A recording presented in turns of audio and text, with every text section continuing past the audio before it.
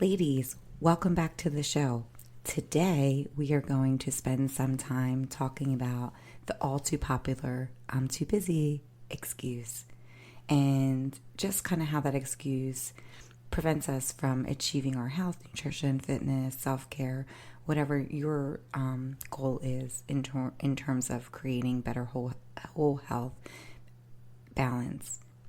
So, we're going to talk about what the excuse of "I'm too busy" looks like, identifying any other feelings that are playing into that excuse, and then ways to outsource if we truly don't have enough time, and then talk about some strategies to improve, time management, things that will help improve time management so that we can achieve these goals that we are saying that we want to achieve.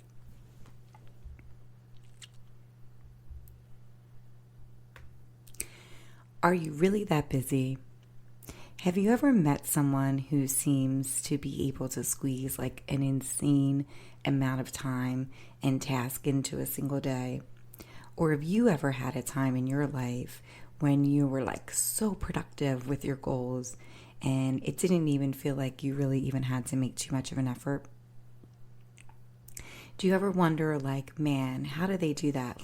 Those people are so lucky they are able to do so many things. Or have you ever looked back at your own life and thought, man, how did I do that? How did I do that?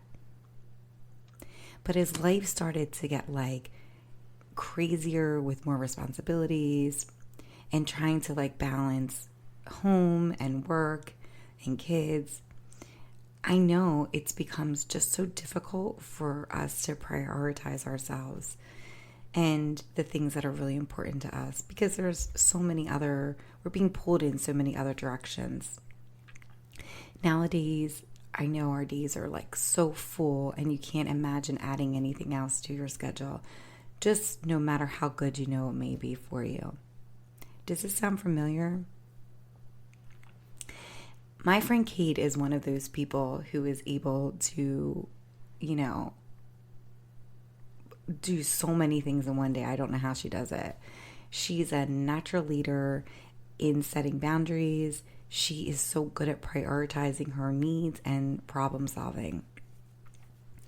When my son was first born and I was living with Kate, I felt like I was too busy to do anything for myself. I mean, I was just so stressed being in that newborn phase and having some post-childbirth pain, and then just in general trying to figure out early motherhood expectations.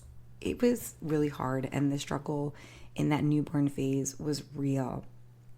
I would complain constantly about not having enough time in the day to prioritize myself or anything that I really needed to do. But I didn't worry so much about it because I knew that newborn phase of craziness wouldn't last forever. And I was okay with putting myself at the bottom of the priority list during that time because I really was too busy and I was hanging on. It was a real struggle. But as my son grew older, the same excuses persisted, right? I don't have time. I can't do this. There's no time for myself. But Kate, who I was still living with, is an attorney, and she's annoyingly good at challenging any of the time excuses that I would say to her. The reality is that things at home were getting easier. My son was in daycare, I was back to work full time, and we had much more of a routine. I would actually even say I was, able to get a little bit more time that I was able to prioritize myself. But I didn't do it. I would complain about not having time for myself constantly, but I wasn't really taking any meaningful or actionable steps to make the time that I was saying that I needed. I just kept on complaining about having no time. And Kate would be there offering solutions about this and trying to come up with ways to help me get more time. But I just kept shutting her down, even though she was challenging me. What I realize now is that the complaining about not having time for me didn't really mean that I didn't have the time. It meant for me during that time, and really still, that I wasn't ready to prioritize my time. And I wasn't ready to prioritize self-care, and I knew that I should be doing it, the in quotes should. And I knew that I would benefit from it, but for whatever reason within me, I just couldn't do it.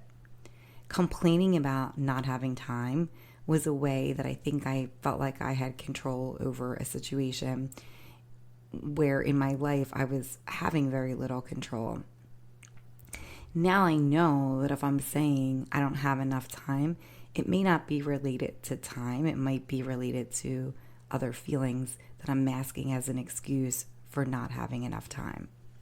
So a lot of times I think when I'm complaining about not having time, it's really code for me that I don't want to do something, I'm avoiding something, or I don't want to start something, or I'm really scared to do something because it's very uncomfortable for me. So it's kind of like an avoidance strategy. So a lot of the times when I was complaining about having enough time, I would say probably not a lot of that time. It really had to do with not having the time. It was more that I was using that excuse as a way to mask all of the other feelings that I didn't really want to deal with, and I didn't really want to sort out and figure out what was there. But what I realized is that time is like this great equalizer, and we all have the same amount of time in a day to achieve what we desire. So if it really was a time issue for me, the person who gets more done in a day, like my friend Kate, is really no different than you are. The difference is that they prioritize their day differently than you did. And so that can be like a really freeing thought and a really disappointing thought. The freeing thought is that, if you want to become that person where you have more time, then you can be that person, but you have to make yourself a priority.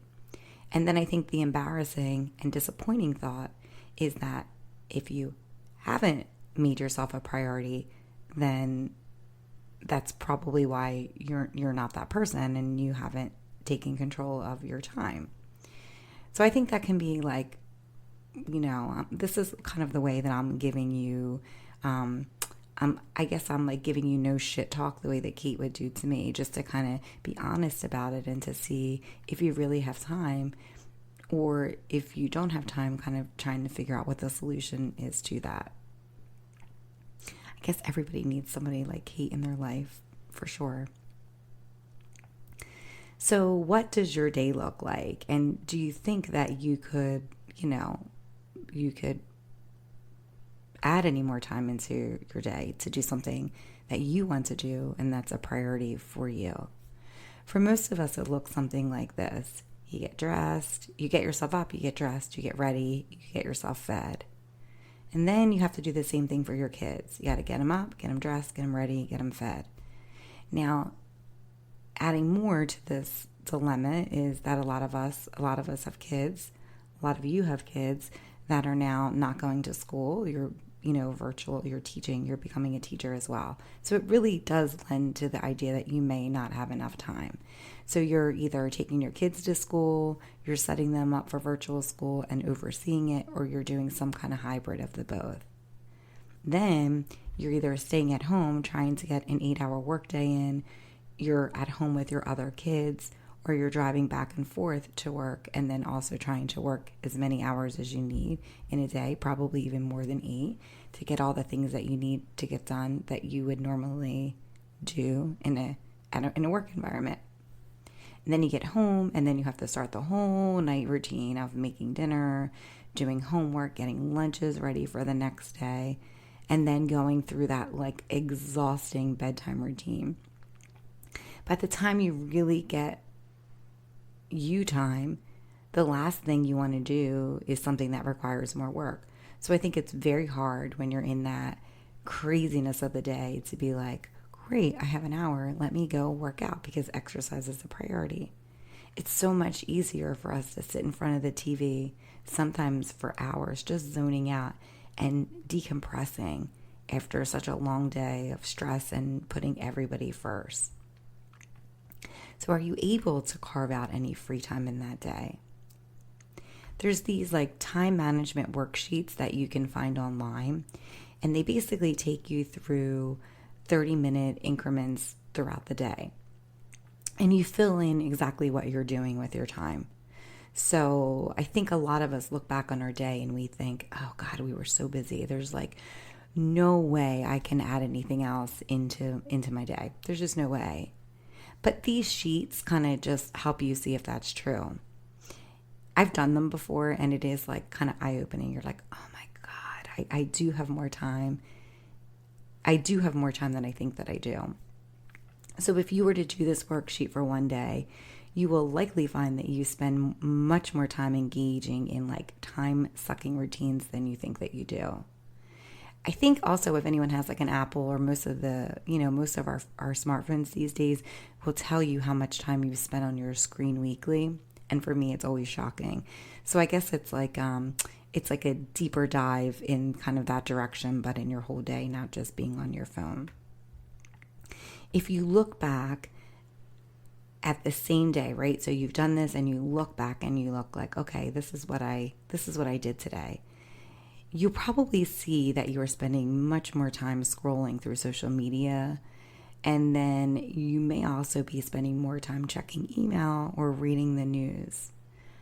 And then you might notice that you may be watching more TV, probably in the morning when you're, watching the news, seeing what the weather is going to look like, or maybe at the end of the day when you're trying to decompress.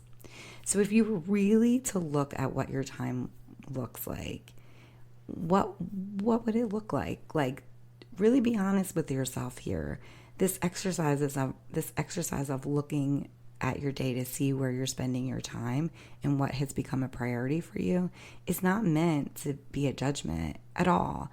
It's just to provide you with some information on how you're spending your time so that you can figure out like, what are some feelings going behind this that I'm watching TV at night? Is it because I'm just trying to decompress? And it's really good information to know that, because then you're not going to schedule something during that time that's not going to have that same goal of decompressing for you.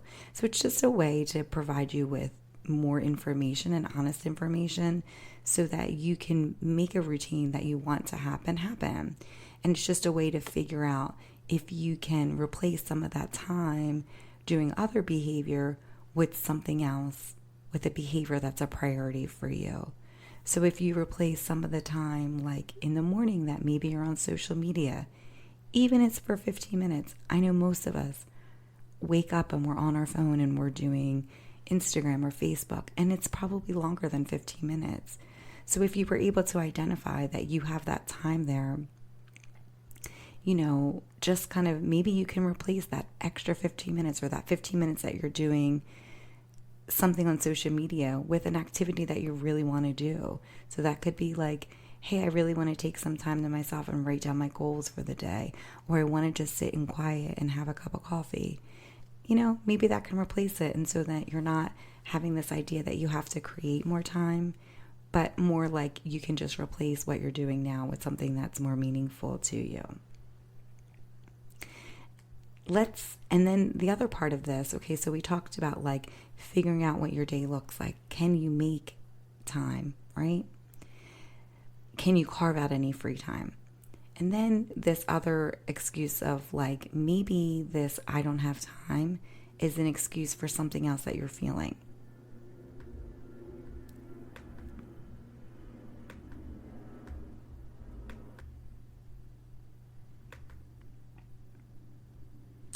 Are you saying that you don't have enough time as an excuse for something else that you're feeling? Like I did when I talked about my example in the beginning. Is it a way that you're trying to like avoid something or procrastinate or not deal with how you're really feeling? Just own that. That's okay. For instance, if you were saying like, I don't have the time to exercise, but really it's because you're feeling scared that you don't know what to do, or is it really that you don't have time for exercise? Just identify that, right? It's an important distinction to make, because it's going to challenge your inner dialogue and change the way that you think about creating new habits. Okay. So for instance, I used to love exercising, but now it's much more difficult for me to do it. I have constant pain in my hip that makes the beginning of a session really painful. I don't enjoy it. But because of this, I find myself avoiding it. I don't want to do it. I can make a million excuses why I don't want to do it. And I'll find I avoid it, right? So I'll like suddenly need to call an old friend or, clean the kitchen, which I've been avoiding all day because I don't want to do it. It's not that I'm too lazy to do it, but it's more like I'm scared of being uncomfortable and I'm scared of being in pain. And I'm really a little embarrassed that I can't do what I could do just a few short years ago. The distinction here matters because it will change the solution to the problem. So for instance, if I'm in pain or avoiding pain, maybe I can implement like 15-minute exercises at a time. If I were to go and talk about time management solutions here, it's not going to matter because that's not what the actual problem is. So the time management techniques aren't the solution. The solution is to implement exercises like a smaller amount of time during the day. That's what's going to help me get through it. So why it matters is, I don't want to have this dialogue in my head that I'm too lazy or I'm not exercising because I don't have time. That's not what the reason is. The reason is I'm in pain and I have to figure out a better strategy. So for all of you, it's just a way, having that honest conversation with yourself and trying to figure out if you don't have time or if it's an excuse. It's just a way to free you from that and to free you from any of that dialogue that you're telling yourself about why you're not doing something because it's probably not even the real reason. So it's just a way to kind of put you on even playing ground that you do have time in the day. Let's just try to figure out a way. Let's just try to figure out what's going on so that you can make your goals happen for you.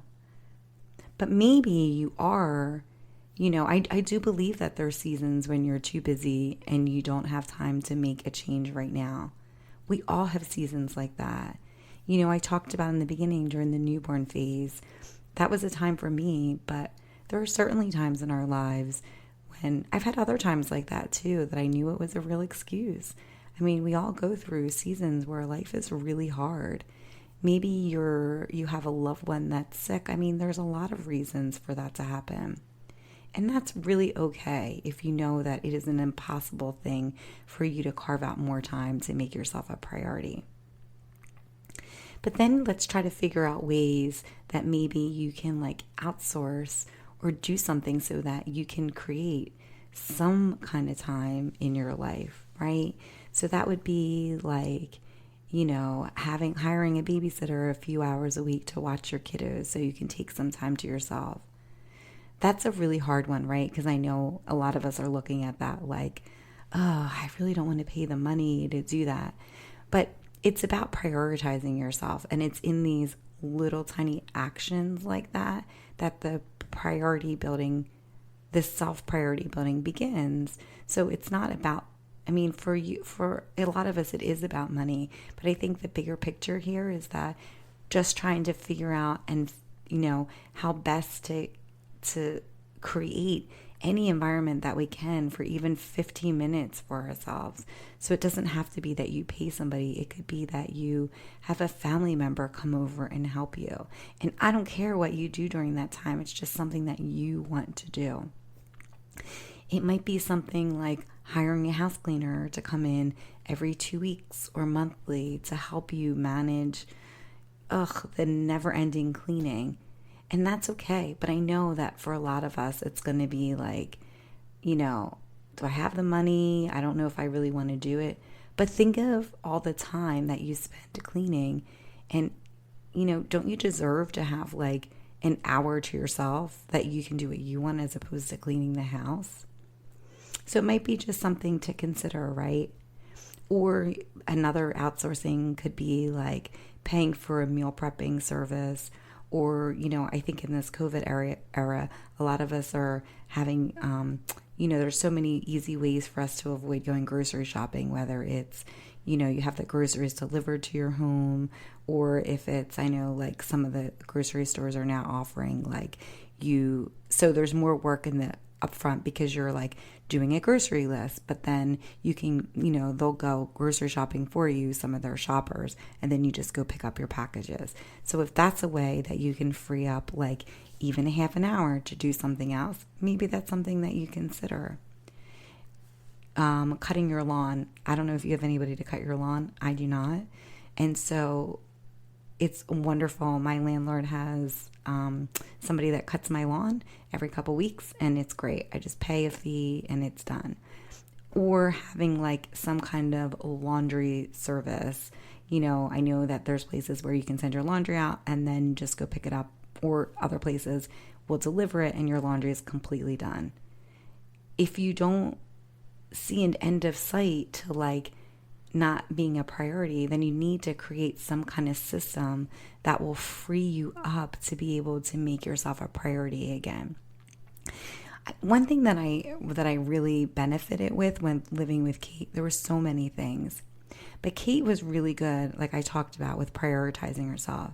And she was really good with, like the money aspect of it. So my excuse is always, I don't have time, but I don't have the money.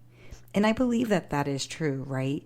But what I realized not working with Kate because she's my friend, what I realized with Kate is like, she'll pay for certain things because it makes her time so much better, and that she's able to then prioritize herself. But then, if you don't have the money, then there's a way that you're doing something that maybe you can free up. Maybe you're spending $75 on something that you don't need to be spending $75 on. And maybe there's a way to use that $75 to have a house cleaner monthly, as opposed to just so that you get an hour a month to yourself, which isn't a lot to ask, right, for $75. So it's just trying to figure out if you can replace, anything else that you're doing, so that you're not like needing more money, but you're putting your money into something that's going to serve you better in the long run. So it's kind of like you're switching, a time activity for something that's more efficient and that you want to prioritize, but you're not creating more time in a day. It's the same thing with money. It's like reprioritizing what you're doing with your money so that you can get some time for yourself. And it's not that you're making more money or spending more money. It's just that you're, reallocating what you're spending your money on so that you can do something that will benefit you. Because again, with time, it is this great equalizer. And, I feel like a lot of us do this thing where we say, I'll make myself a priority later when life slows down and the kids get older, or life is less crazy and busy.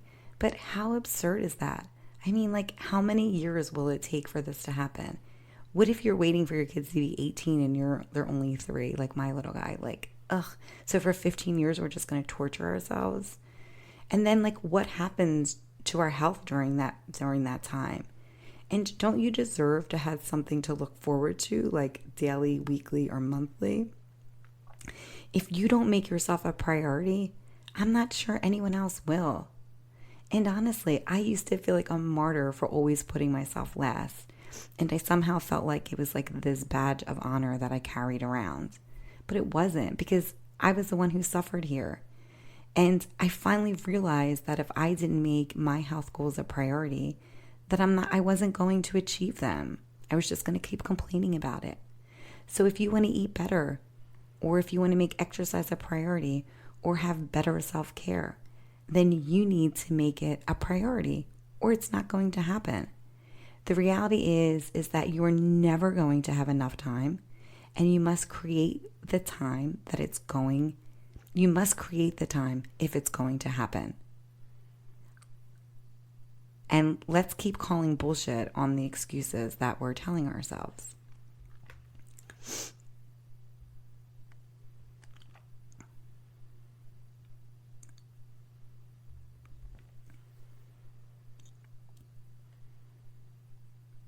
It's important to be honest about your time and why you are not taking the time to do something.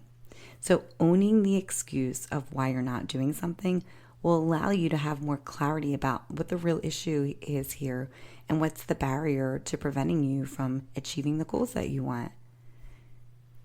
I can talk to you for hours about making more time in your day, but if that's not really the issue, then those strategies aren't going to work for you. So what will work for you? If the excuse is that you don't have more time, or if you're trying to really reprioritize your day so that you can create more time in your schedule, what are some strategies that will work, right?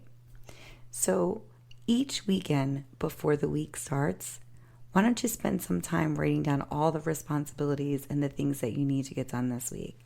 So that can include like grocery shopping, any appointments that you have, any sports or activities for the kids, or any meetings that you have. So what I'm talking about is probably like pulling out a calendar. You can do an electronic calendar like on your phone. You can do Google Calendars, or you can just have like, a dry erase board or just like a planner, something so that you can see what the week looks like.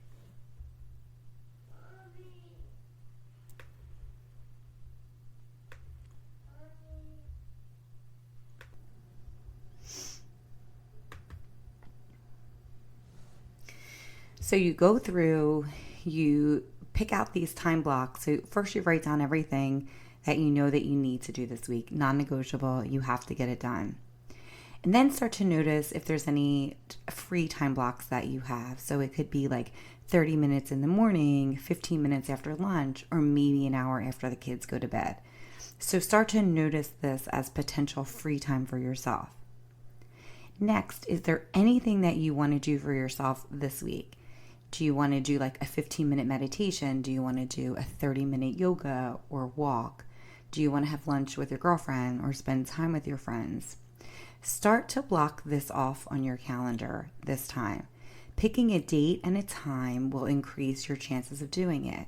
And actually, making the time to block that time for you will also have you more apt to do it, right? So if I'm saying, I'm going to do 30 minutes of yoga this week, or I'm going to do 30 minutes of yoga 3 times a week, if I don't actually block off that time, then it doesn't actually happen because I don't have it scheduled and I don't have a clear understanding and a strategy of how I'm going to make that work. And so for you, it's to try to really figure out, where can you have this time, even if it's 15 minutes here, 15 minutes there. Pick the date, write down what you're going to do, and then that's now part of your schedule. Just like all the responsibilities that you have, that are non-negotiable, now this becomes something that's non-negotiable. And acknowledge that you may need to give up something that you were previously doing to make the behavior occur. So if you want to wake up and do 30 minutes of exercise each morning, then you're not going to be able to lie in bed for 30 minutes in the morning looking at social media. The exercise that you want to do will replace this time. So you're not creating more time, you're just using the time that you have more to prioritize what you want to do, as opposed to something that you're doing to maybe avoid or just not have to think. Also, so you have this schedule that you've done now for the week, right? So then the night before, pick the thing that you're going to do. So if it's you've blocked this time, but you're not really sure what you're going to do, just make it as clear as possible, because you want to make sure that you're not waking up in the morning and trying to figure out what you're going to do. You want to try to make it as easy as for yourself as possible. So if you want to exercise for 30 minutes in the morning, decide what exercise you're going to do. Put out your workout clothes, make it as easy as possible so that when you wake up, you go to the bathroom, you stick those clothes on, you're going to be more apt to do that. So these are just a little bit of strategies. Try to figure out if you need to do any outsourcing, try to kind of figure that out. Do you have someone that can watch your kids? Is there a cleaning service that you can do? Is there some way to make laundry a little bit easier? Just start thinking about it. Just look like for anything that's going to happen, if you really want something to happen, you're going to have to plan it. It's not going to just all of a sudden happen. You're going to have to plan ahead of time. So this is just a way that, planning your kids' activities, this is just a way that you're planning, but you're planning for prioritizing yourself. You're not going to put yourself last this week. You're going to really plan and prioritize and figure out if there's a time that you can do to spend time on yourself. I still complain pretty regularly about not having enough time. It's like it's like such an old habit that's so easy to fall back into. But I now know that if I'm complaining, then I'm probably like avoiding something or not wanting to do something, or maybe I'm just not ready to prioritize myself that day. So I'm not perfect, and I'm not saying, this podcast isn't meant for anybody who's perfect. It's just meant to be like, you're a little bit more aware of what you're doing. And even with the activity, if you pick something that you want to do, you're going to have weeks where it's going to be it might be a little bit easier for you to implement those priorities for yourself. And then other times and seasons where it's going to be a lot harder. So this process isn't about being perfect. It's just about being aware and, and being open to make yourself a priority. It's not wanting to like change something or, it's just about like noticing old behavior and prioritizing yourself and knowing that it can be different if we let it be different. You don't have to live this life where you're waiting and waiting to make these changes for yourself until your kids get older or till you have more time. The reality is it's not going to happen. It's about prioritizing you and prioritizing you now. So, I want to leave you this week with a quote. I don't know who the author is, but it says, "There's no such thing as being too busy. If you really want something, you'll make the time to do it." And I think that's probably very true. So thanks for listening. I hope that, you were able to find something for yourself to do this week to make yourself a priority. And I hope that you're able to like really tap into how it felt after you were able to do that. And that each week, you build onto that, or you add more time during the week to make some priority for yourself, because it's really important. So thanks for listening, and I'll see you guys next week.